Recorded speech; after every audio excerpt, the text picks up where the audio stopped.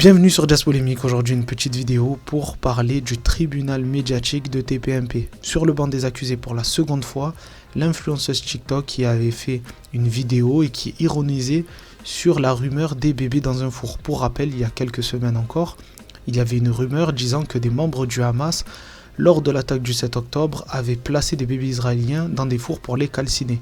Rumeur qui a été totalement démentie par l'armée israélienne elle-même, mais ça n'a pas empêché plusieurs médias de continuer à surfer sur cette information, notamment LCI, CNews, BFM, comme d'habitude, en sachant pertinemment qu'elle était fausse. On se rappelle notamment des larmes de crocodile d'Éric Nolot en direct sur le plateau de Laurence Ferrari. Et cette fois, c'est l'avocat de cette influenceuse qui est convoqué dans le tribunal de TPMP et qui va se prendre en pleine face la tribu de hyènes lâchée par Cyril Hanouna. On analyse ça tout de suite. Pour le moment, je vous invite à vous abonner, à mettre un pouce bleu, à mettre un commentaire, à partager la vidéo.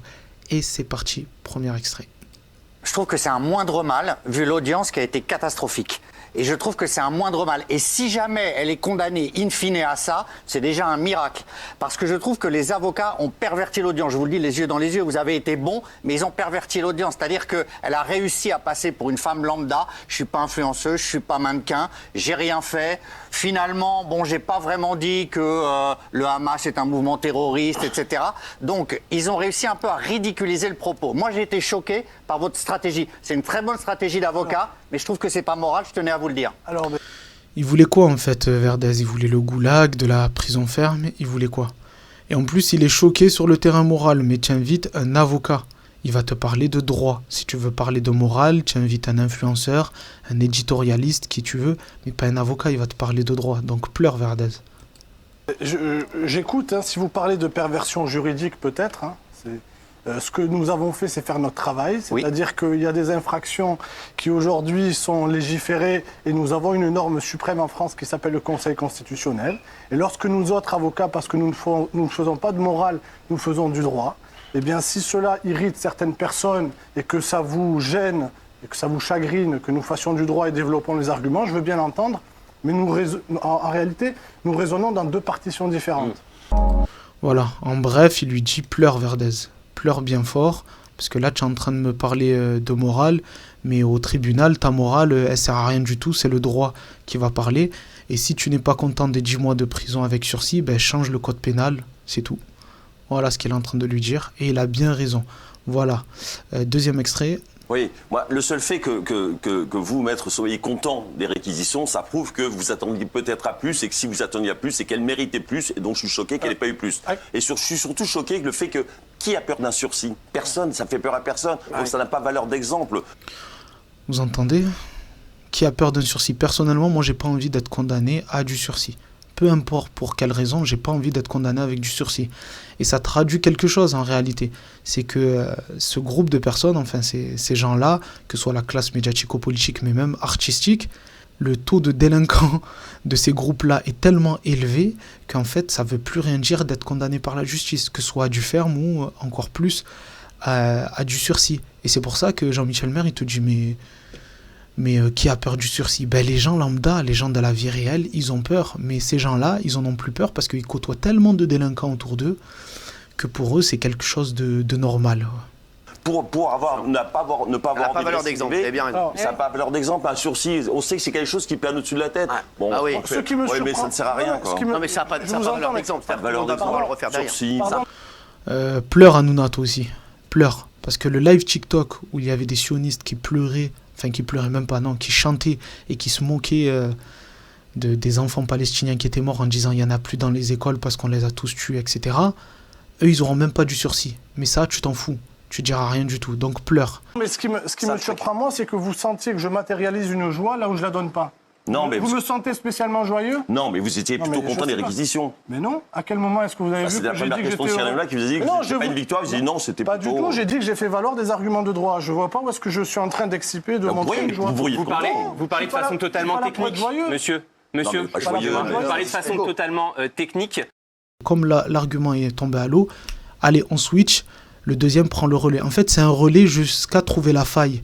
Et là, le relais, c'est à lui, je sais même plus comment il s'appelle, qui prend le relais. alors qu'en fait, là, il y a l'émotionnel qui rentre en compte parce que le sujet est particulièrement touchant et ce qui se passe en ce moment, c'est très compliqué.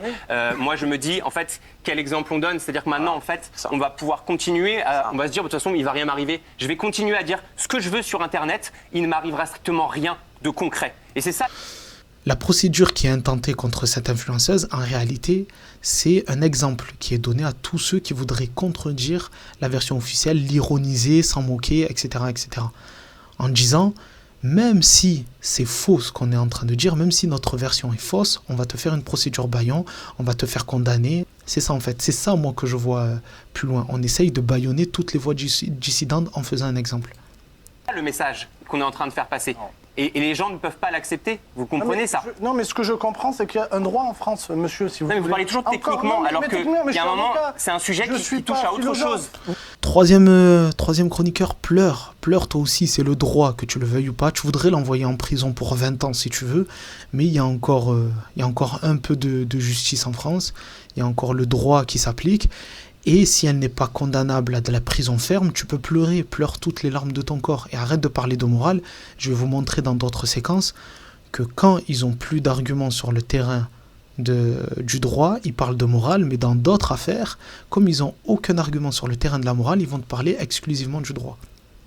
Vous comprenez? Mais non, mais un avocat, il peut aussi... Donc, si vous voulez, il ne parle pas que technique, c'est pas une machine, un avocat. Si vous faites grief à un avocat de faire du droit, il faut peut-être vous poser quelques questions. Vous voyez? Si vous faites grief à un avocat de faire du droit... Ouais, moi, je ne suis pas avocat, moi, je vous parle comme ça avec le cœur. Moi, je suis avocat, je viens en tant qu'avocat. Mais quand quelqu'un vous parle avec le cœur, vous ne pouvez pas toujours lui répondre comme à l'ordinateur, vous voyez.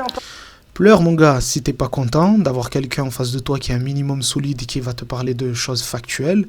Tu invites Nabila, tu invites Finkelkraut, tu invites qui tu veux, mais tu invites pas un avocat, un réel avocat qui va te parler d'une affaire pour laquelle il a été justement mandaté. Ça n'a aucun sens. Ils invitent un avocat pour lui parler de morale et de philosophie. En tant qu'avocat, je ne suis pas là en tant que militant, monsieur. Donc si vous pensez inviter un philosophe, vous êtes trompé d'inviter. Il y a un peu de philosophie dans le métier d'avocat aussi. Si vous voulez, mais en tout cas, moi je suis là pour défendre les gens, ne vous en déplaise. Voilà, en bref, il lui dit encore une fois, pleure. Pleure. Hein. Et là, ça va être magnifique. Est-ce que pour vous, elle se moquait des horreurs du Hamas ou pas dans la vidéo? Non, écoutez, si votre question c'est de dire est-ce qu'elle regrette, elle regrette que ce message était extrêmement mal compris. Non, mais on ne peut pas le comprendre autrement. Non, c'était limpide. C'était limpide, hein. Là, il n'y avait pas d'ambiguïté. Hein. Oui, c'était limpide. Mais le live des sionistes, là, c'était limpide. Et qu'est-ce que tu as dit, toi, Cyril Hanouna, à la fin? Ah, mais il s'est excusé. Le gars s'est excusé, donc ça va. C'est directement droit au but, il n'y a pas d'interprétation possible. Pas du tout. Quand on... Non mais l'ironie, laissez-le parler. Laissez-le parler. Tout le monde comprend l'ironie, c'est très simple à comprendre. Non mais il n'y a pas d'ironie à faire là-dessus. Quand on décrit un plat avec des bébés et comment on va l'assaisonner, tout le monde est suffisamment intelligent pour le comprendre, ne vous inquiétez pas. Esprit binaire, le monde a des nuances. Non mais il n'y a pas à votre esprit binaire, le monde a des nuances. Je suis quelqu'un d'hyper nuancé, vous ne connaissez pas, peu importe. Vous êtes en train... J'essaie de m'expliquer. Vous voyez, il le laisse même pas parler. Non, ne parle pas. On essaye de ramener le débat sur le terrain de la morale, de l'émotionnel. Il va le ramener sur le terrain de la raison, des faits, du pragmatisme, et ils veulent pas. Ils ne veulent pas. Il n'y a pas d'interprétation. Laissez-le parler, allez-y. Allez-y, maître. Vous avez peut-être le cadre de la vérité. Allez-y, c'est très bien. Alors, ce que je suis en train de vous expliquer, c'est qu'il y a des règles en droit, d'accord? Ok? Donc, en fait, si vous voulez... Dans cette audience, il a été notamment débattu de l'idée de savoir est-ce que cette information était vérifiable et si elle était oui ou non une fausse nouvelle. Ça a été ça la question. Merci. La seule question, est-ce que ça a été avéré ou est-ce que c'est une fausse nouvelle?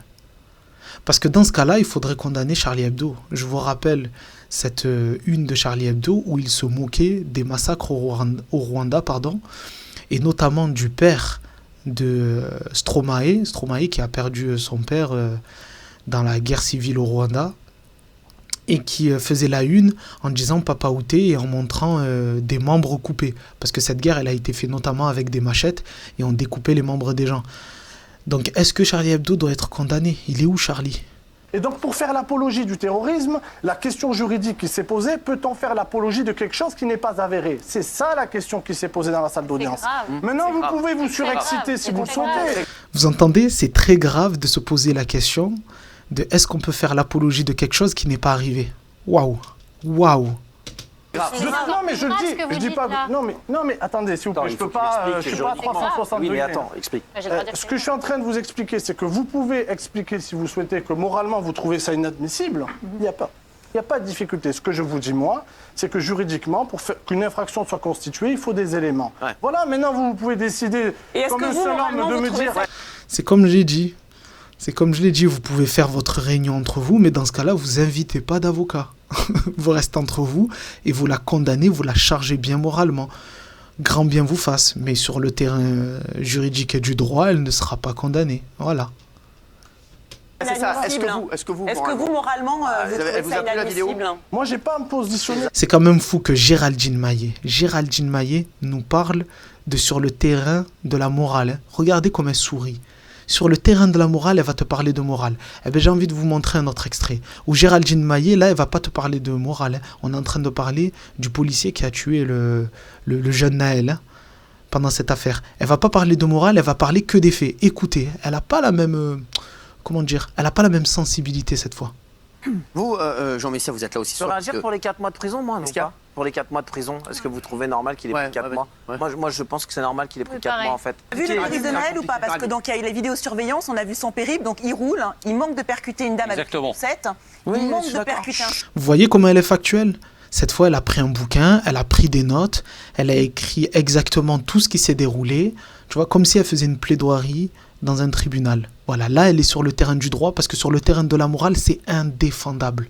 Sur le terrain de la morale, en fait, c'est indéfendable. Donc, elle va aller sur le terrain du droit, elle va se transformer en avocate cette fois-ci, et elle va pas demander est-ce que quelqu'un condamne moralement. Écoutez. Là, il est bloqué parce qu'il y a des travaux, et là, on lui demande de couper le moteur. Il ne le fait pas. Comment on fait, en fait? Comment on fait s'il repart et si, je sais pas, il percute quelqu'un et il y a la mort de quelqu'un? Eh ben, on le tue. Voilà. Pour elle, Géraldine, eh ben, comment on fait? Ben, on le tue. C'était la seule solution, selon elle. Non, il n'y avait pas d'autre solution. Les avocats, ils répondent jamais. J'ai pas à me positionner, mais vous avez envie de me tirer vers votre chemin avec non, j'ai aucun chemin puisque moi je suis pas choquée. Pour que je puisse vous dire des choses que je ne veux pas vous dire parce que je suis invité en tant qu'avocat, pas en tant que militant. Non mais en fait, vous savez quoi? En fait, ce qui aurait été très simple, c'est qu'en fait, on montre à cette dame, au lieu de lui mettre 10 mois avec sursis, de lui montrer les images, en fait. Les images de quoi? C'est une fausse nouvelle. Vous voyez comment ils sont fous, en fait, ces gens-là? Ces gens-là sont fous. Ils persistent encore, hein. C'est une fausse nouvelle et ils persistent à dire que c'est une réalité et qu'il y a même des images. L'armée israélienne elle-même a dit que c'était faux, mais lui, il a des images. Ouais, lui, il a des images. Je sais pas d'où, mais il a des images. Qu'il y a eu un four ou pas, les images, elles sont claires. Il a dit qu'il y a un four ou pas, les images, elles sont claires. Je sais pas comment analyser ses propos. Honnêtement, je ne sais pas comment les analyser. Donnez-moi les clés de compréhension, s'il vous plaît. Plein de personnes qui des personnes qui sont revenues sur leur et des personnes qui sont revenues sur leur vous êtes en train de détourner le sujet. Dès qu'ils ont quelqu'un d'à peu près solide en face d'eux, qui va pas dans leur sens et qui les ramène toujours à leur médiocrité crasse, c'est-à-dire que lui, c'est un avocat, il les ramène sur un terrain où ils n'ont pas l'habitude d'aller, c'est-à-dire de la réflexion et du raisonnement. Ils sont fait un relais, ils étaient à 10 contre 1, et c'est lui qui a joué à la baballe avec eux, quoi. Il les a baladés à gauche, à droite, et ça, ils sont pas contents, donc il y a un brouhaha. Non, mais ils n'arrivent pas à trouver la faille. On va finir avec cette parodie de Malik Bentala que j'aime beaucoup, et qui m'a fait bien rire, et pas que moi. On est à 31 millions de vues uniquement sur X, hein, où il reprend, en tout cas il fait une parodie de l'heure des pros, l'émission de Pascal Pro, qu'il a renommée l'heure de trop. Donc je ne vais pas vous repasser tout, mais pour bien vous montrer que c'est le même procédé dans le groupe Canal, que ce soit sur CNews ou sur C8 dans TPMP, écoutez ce passage, et est-ce que ça vous fait pas penser quelque part au passage de TPMP? Écoutez. Prêt. Au port des vêtements religieux à l'école publique. On peut constater que le Conseil d'État, en son avis 832-456, datant du 27 novembre 1989, a décidé que la djellaba n'était absolument pas un vêtement religieux et qui était totalement compatible avec le principe de laïcité. C'est pas moi qui le dis, c'est le Conseil d'État. Vous dites n'importe quoi. Vous dites n'importe quoi. Il dit n'importe quoi. Il dit n'importe quoi. Vous dites n'importe quoi. Vous dites n'importe quoi. C'est l'islam qu'on n'aime pas, ça. Mais on le déteste. Celui-là, il est pas... Mais oui, c'est celui qu'on déteste. Jimmy. Voilà. C'est exactement le même procédé. Tu as quelqu'un qui te ramène au réel avec des textes, avec un raisonnement pragmatique qui s'appuie sur des textes de loi, etc.